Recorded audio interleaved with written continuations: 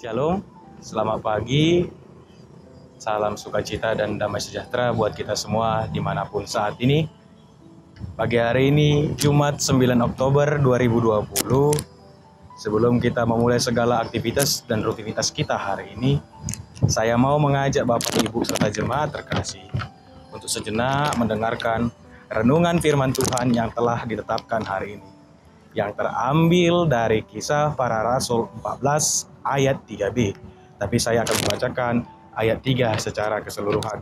Beginilah bunyinya. Paulus dan Barnabas tinggal beberapa waktu lamanya di situ. Mereka mengajar dengan berani karena mereka percaya kepada Tuhan.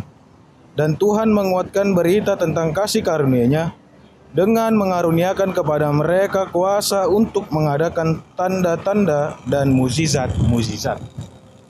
Bapak Ibu serta jemaat terkasih, semua orang pasti pernah merasakan apa itu penolakan. Penolakan di dalam hidupnya bisa berbagai bentuk. Ada saja seperti penginjil yang ditolak oleh orang untuk memberitakan Injil atau kabar baik. Ada juga seperti salesman yang ditolak pelanggannya ketika menawarkan barang. Ada juga di dalam masa muda, orang ketika menyatakan cinta tetapi ditolak. Dan pelamar kerja yang ditolak lamarannya di dalam sebuah perusahaan atau lembaga.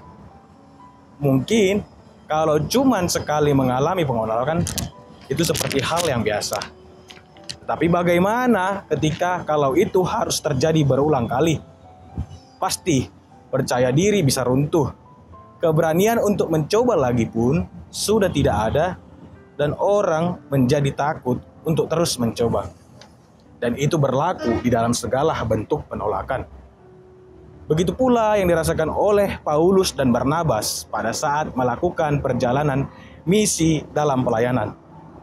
Pelayanan yang baik untuk memberitakan firman Tuhan semestinya berjalan dengan manis, namun tidak ketika menghadapi realitanya.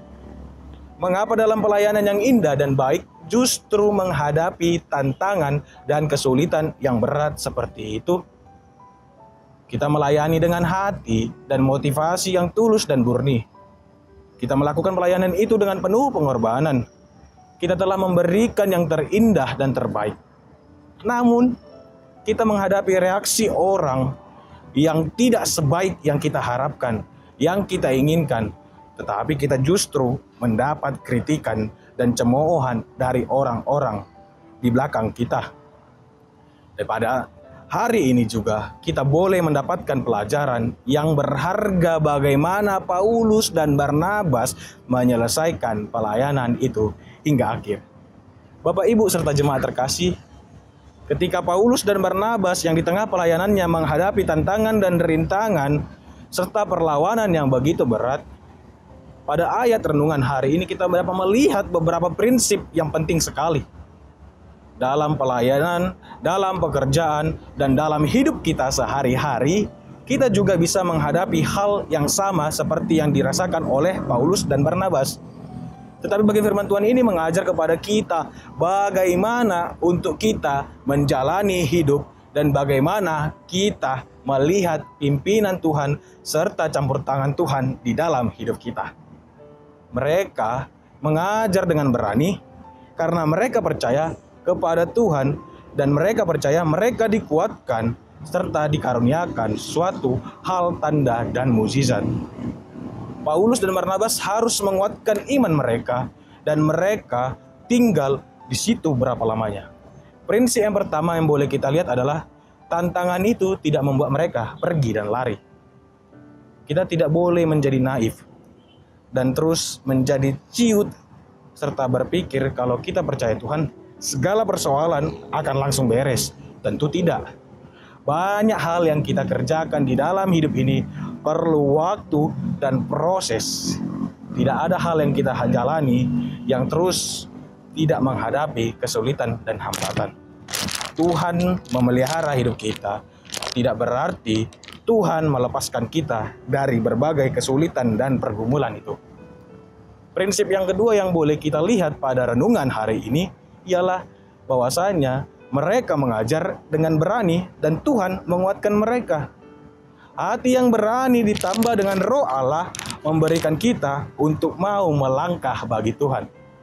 Berani berarti kita memiliki ketekunan hati yang tidak membiarkan situasi yang ada di sekitar kita mengaburkan atau memudarkan kepercayaan kita.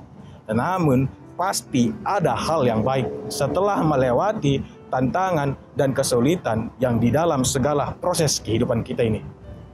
Dan prinsip yang terakhir yang boleh kita lihat ialah kita menyaksikan Allah menyertai hidup kita, menyertai segala proses ini, dan mengaruniakan kita mujizat dan tanda-tanda.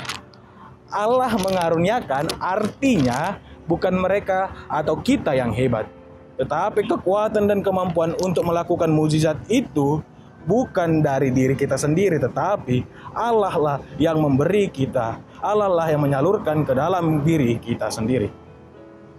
Bapak, Ibu, serta jemaat terkasih, biarlah bagian firman Tuhan hari ini menggugah pikiran dan hati kita untuk sekali lagi mengerti apa itu pelayanan. Apa itu yang membuat hati kita tidak pernah gentar, undur, ciut, kecewa terhadap apapun yang ada di dalam hidup kita. Tidak perlu dikhawatirkan atau tidak perlu merasa khawatir terhadap kritikan, terhadap cemoohan, atau terhadap omongan-omongan yang di belakang. Bahkan penolakan apapun di dalam hidup, tetap kita harus mengikut Tuhan. Bukan hanya menjadi hamba Tuhan saja kita akan mengalami ini, tetapi di dalam kehidupan sekalipun seorang awam, pasti di dalam pekerjaannya, di dalam setiap apa yang dilakukannya, akan ada orang-orang yang menghina kita, yang akan melakukan berbagai macam cara untuk menjatuhkan dan menghancurkan kita, bahkan menggoyahkan iman kita sebagai anak-anak Tuhan. Kenapa? Karena Paulus sendirilah yang mengatakan bahwa ketika kita mau melayani Tuhan dengan sungguh-sungguh, kita pasti akan mengalami banyak sengsara.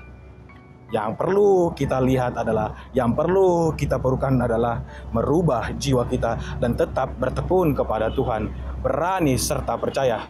Maka Tuhan akan melihat apa yang akan kita lakukan, apa yang kita kerjakan dan kita berikan selama ini.